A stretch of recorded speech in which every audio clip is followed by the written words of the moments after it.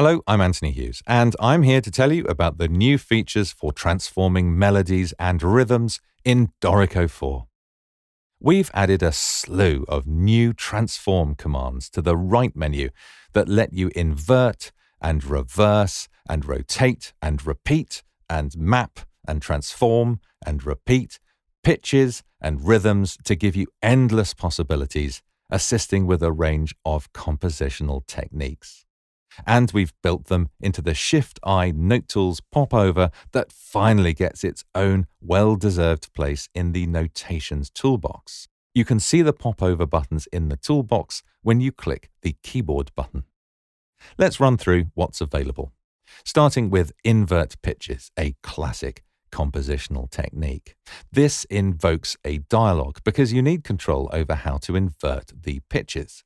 You can retain the pitch range of the selection and invert using the highest and lowest notes. You can invert about a specific pitch or the root of the prevailing key signature or the first note of the selection. And you can choose to invert chromatically or diatonically. You can achieve the same results with the Note Tools popover. Make a selection and type Shift-I. Type inversion, invert, mirror, or simply inv. By default, it will use the outermost notes, though you can also specify a pitch or type first, last, and so on. Reverse or retrograde pitches is a simple command that requires no dialogue. You can reverse and invert pitches at the same time, and that invokes the same dialogue we were just looking at. Taking it a step further, so does reverse and invert pitches and reverse rhythms. Typing retrograde, ret, reverse or rev into the popover will reverse both pitches and rhythms. Type rev pitches to reverse only the pitches, and rev or ret rhythm or just RM to reverse only the rhythms. Or if you are like me and find it difficult to remember all of these fun popover commands, you can simply use the new jump bar. Hit J, then start typing the relevant command. You can rotate pitches, rhythms, or indeed both at the same time. These commands need just a couple of simple parameters, which are the number of steps or notes to rotate and in which direction. In the popover, type rot, rot pit, or rot rum plus the number of steps. Then we have a couple of really powerful tools for manipulating pitches. Firstly, there's pitch mapping. Here you can build a map of any number of pitches that should be transformed to another specific pitch. You can choose pitches at specified octaves or apply to all instances of a particular pitch. This can be a really effective compositional technique for musical development, but it can also be a handy way to fix a repeated wrong note. Then we have scale mapping, which takes the notes in a selection and lets you transpose them to fit a new scale. As a simple example, let's take this C major scale and open the map scale dialog.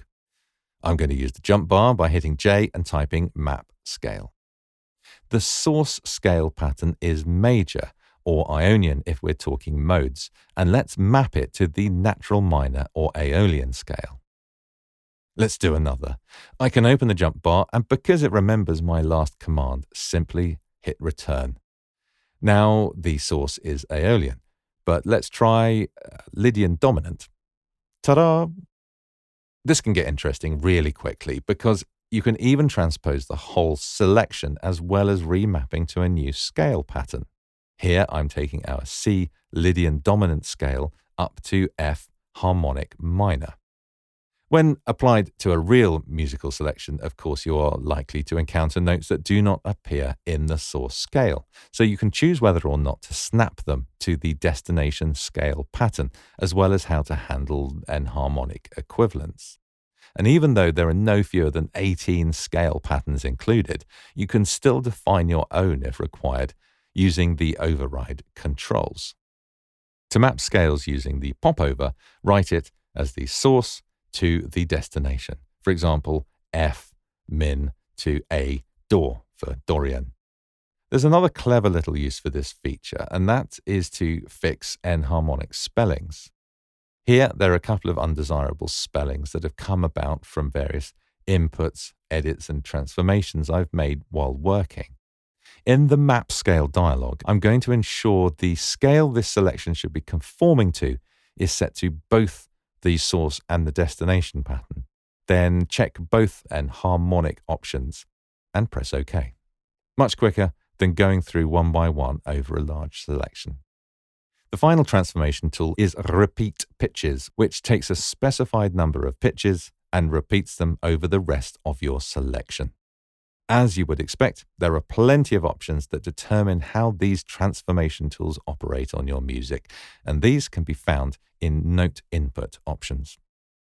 If you've enjoyed this video, please consider giving a thumbs up to let me know, and subscribe to the Dorico channel right now to see much more like this.